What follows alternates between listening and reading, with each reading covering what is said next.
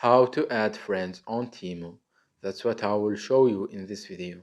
But before we begin, make sure to subscribe to the channel and ring the bell to get notified whenever a new video is uploaded. With that said, let's get started.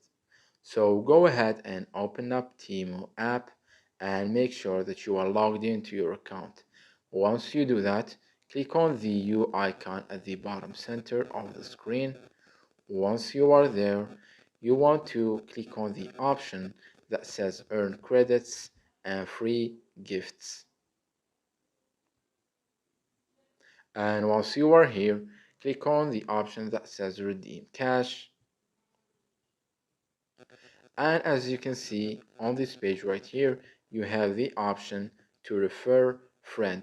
Click on it and it will give you here several ways that you can use to refer your friends.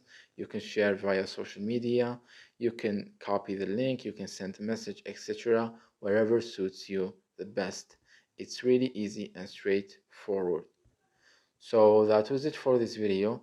That's how you can invite friends on Temu. If you have any questions, please leave them in the comment section down below. With that said, see you in the next video.